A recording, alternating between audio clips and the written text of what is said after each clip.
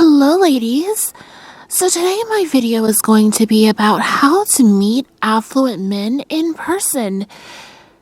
Over the past year, you may have had a lot of opportunity to begin your level up journey. You may have changed the way that you speak. You may have changed the way that you dress. You may have changed the places that you go for certain services, like your hair and your nails.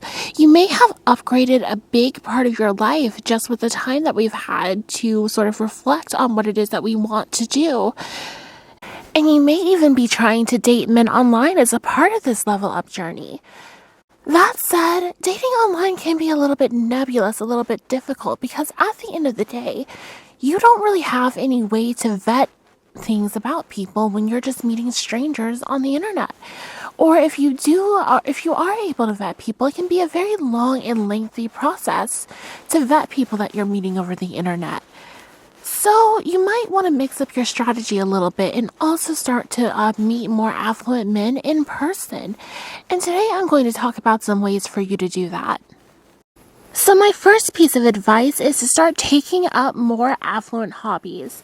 And when I say an affluent hobby, what is that? Well, we're talking about hobbies where it takes a certain amount of money, time, and investment to partake in it. And therefore, it's a hobby that's more frequented by the affluent community. For example, golf. Golf is a great way to stay in shape, keep yourself active, and also meet more affluent men, because a lot of men are golfing. A lot of married men, a lot of single men. But all affluent men, because golfing at the end of the day is a very expensive hobby. Another activity that you could take up perhaps is running, especially in marathons. Training for marathons, again, is something that takes a lot of investment in terms of your time. If you are working for $7 an hour at Walmart, you probably don't have time to get up every day and train for a marathon. It is something that definitely has a certain type of crowd appeal, and that is especially with more independent business owner types, people who have their own work schedules. They tend to be more so the people who are training for marathons in their spare time. So that's also a hobby that you could try. Another great, more affluent hobby that you could try out is tennis. Tennis definitely has a big following in more affluent social circles. And it's also a sport that might be able to take you into, say, your local country club, or to a more affluent location where you can engage in the sport. And it's a partner sport, so you always have an excuse to strike up a conversation with someone, to get in and meet people who are there to also engage in an activity that keeps them healthy. So when you think about affluent men, you definitely want to think about very active things you can do, because the first thing that more affluent people understand is that your health is your wealth. Without your health, you really won't have money, because you'll just wind up spending it all on your medical bills. Especially here in the United States, our medical system is just crazy, and that can burn a hole in anyone's pocket. So if there's something that you can do to stay active, keep in shape, keep upgrading, keep leveling up your physical body, but also to meet more affluent men, I would definitely suggest that. I would also suggest things like learning languages and maybe travel if you're ready to make a bit of a bigger investment. But definitely starting out with more physical activities is a great place to start, and a great way for you to get out of your immediate bubble and start to meet more affluent men in your community. Alright, next up, ladies, I'm going to suggest that you improve your personal presence. So when I say personal presence, what I'm talking about is, what is it like to be around you? What is it like to stand next to you? What is it like to sit next to you? What is it like to have a brief conversation with you? Right? You want the experience of being around you to be pleasant to all five senses, right? Well, maybe not all five. You probably shouldn't have anybody tasting you, but you want to be pleasant to the senses nonetheless. You want to make sure that when you're going out that you smell nice, right? You don't want to, even if you're going to be physically active and play a sport, you don't want to smell like body odor. You want to make sure that you're wearing a nice perfume, something that's maybe a little fresh, a little citrusy or something like that, that's going to go well with the physical activity.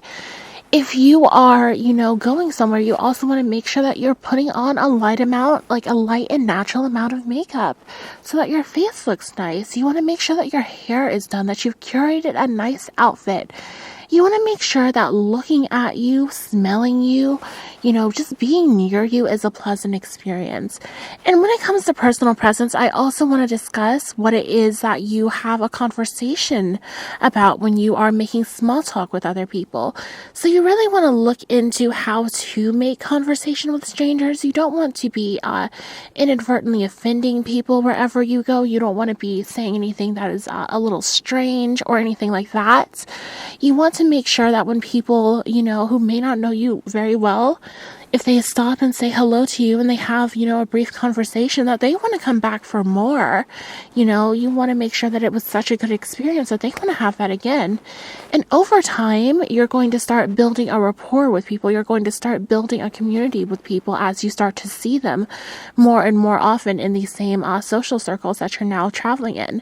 But you want to make sure that you are very upfront about investing in your personal presence, because you don't want to be wasting your time by having a negative personal presence that's going to damage your reputation and be harder to undo later. You don't want to be known for having a foul odor or strange breath or crazy looking hair or anything of that nature.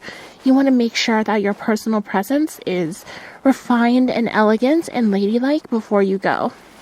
My next piece of advice is for you ladies is that you move to where there is more wealth in those communities. That might look like a more sort of lateral move, like if you're able to find a place that has approximately the same rent to what you're paying now, just in a better location, I would suggest that. Or if you're able to maybe keep your costs the same and get a roommate wherever you're going, as long as you're investing in your living situation and investing in making that move, especially when you're young and you have more time in your hands to build relationships with people that are going to see you on for the rest of your life. For people who are in Europe instead of the United States, that might look like moving countries. But for people within the United States, I hope that we all understand that that is a huge privilege that we have here, is the fact that we have open borders. There's nothing to stop you from moving from one state to another. As long as you can, afford to move, that's really all you need to be able to live wherever it is that you want in the United States. And there are vastly different cultures everywhere. I will say that it's definitely going to be a lot harder to find a millionaire in northern Idaho than it is to find a millionaire in San Francisco. So wherever you decide to move, ultimately, it should have the right culture for you, the right sort of trappings and fixings for whatever it is that you're looking for from a living location. But you definitely want to try to make sure that you're moving to a place where there's more wealth in the community. Another thing that you can do to meet more affluent men in your day-to-day life. Another thing that you can do to meet more affluent men in your day-to-day life is to make more female friends, more affluent female friends. And to expand on that just a little bit, we just need to understand that women tend to have more friends than men do. And they tend to have more friends who are female, and they have men that they know as well. And they're always, interested in, getting people together, having, an expanded social circle. I don't know a woman who honestly says, I have enough friends, I don't want any more friends. So people are always looking to meet people and make connections. And one great way to do this is any place that you're going to get cosmetic services like nail salons and hair salons. That unless you have a really good relationship with your stylist or nail tech wherever you're currently going, I would recommend that you look for a more affluent place to get those services done, because you can start to meet more affluent women in these places. I would also recommend places that do cosmetic procedures like Botox, things like that. That's also a place where you can go and, just strike up a conversation when you're in the waiting room with people. And as you start to see them on a more recurring basis, you might be able to forge a friendship there. Following up on the point of making more female friends, you want to find a personal super connector. So a super connector is a person who has a huge network. That is usually a woman, usually a girl who has hundreds of friends. She knows everybody. She has, an extensive contact list in her phone. She, when it's time for gift giving seasons, she is truly stretched to her limit every single time because there are so many people for her to get Christmas gifts for. She is that girl who has a birthday party in a literal stadium because she just has that many friends and they are all her friends, So when it comes to finding a super connector, the thing that you want to do is get to know them because they're going to introduce you to so many people. They're truly, every time you're out with them, you'll meet like 3 other people, 4 other people, 10 other people just in that, particular session as a result of hanging out with this particular person. So you want to make sure that you are, networking with them in particular. One benefit of the approach where you are trying to connect with a super connector is that they have this vast network. So if you have some sort of PSA that you'd like to put out, or if you have a specific kind of person that you would like to meet, let's say you have a very specific type physically, or you have some sort of, religious or cultural background that you want a match for, but you still want that person to be affluent. Your super connector is going to have all of that information. She knows everybody. She'll be able to connect you guys, maybe on Instagram, maybe in person. But regardless, you definitely want to have a super connector in your pocket for your level up journey. Next up, I want to just mention here that you want to be out and about and you want to go out often. You want to go out to all different kinds of places, from clubs to exclusive, restaurant openings, or, art gallery showings, or anything of that nature. Anywhere where you think that there might be affluent people around and you can get an invite, I would highly recommend that you go to these events and that you just be out and about very often. There is something to, just whether you call it God or the universe, just the chance counters, the things that you weren't expecting, the things that you weren't planning on, the people that we meet that we didn't necessarily intend on meeting. And that can always be a magical thing. So you want to give room for that, just that random magic that just happens when you're out and about. The important part here isn't that you are planning a particular place to go. Your enjoyment is more important in these scenarios than going to any particular place. But you also want to make sure that you are not staying at home and sitting on your couch and expecting someone to just, magically find you in the privacy of your own, apartment or house or whatever.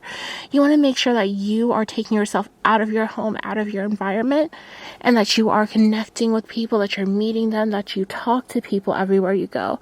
So if you have to, even if you're more introverted, if you have to set a goal for yourself to talk to 5 people before you leave an event, I highly recommend doing something like that. Last but not least, I just want to cover what to do when you go on a date, you get set up with a guy, but he turns out to be a dud. He turns out to be someone who either isn't, quite what you're looking for, or you're just not very compatible. Maybe you don't find him physically attractive and vice versa, or maybe there's just no spark there. In any case, what I would caution you to do is to leave that bridge open. You don't want to do anything that is disrespectful, like leaving a date early, or unless this person is just, really bad, in which case you need to just do whatever you have to do and let whoever connected you know about your experience, because other people should not have that experience. That said, if you're just on a date and it's not terrible, but it's not great either, let the guy know. Don't use those words, but just say hey, I'm not really feeling like there's a mutual attraction here. I get the feeling that I might not be your type. And I am definitely, open to whatever, but I would definitely love to connect you with somebody that I think might be a better fit for you, should I come across that person. And I hope that you'll do the same for me. Get a letter of recommendation. If a date does not go well, try to just say that you'll connect this guy with somebody, and he will feel obligated to return the favor. It'll take the awkwardness out of it. Maybe you'll meet somebody who maybe he's not a good fit for you, but maybe a friend of his would love you. I would definitely try to leave the door open in that sense, even when you have dates that maybe aren't terrible, but just don't go great either. Alright, ladies, so that's it for me today. If you enjoyed this video, please, leave a thumbs up so more people can get access to this information.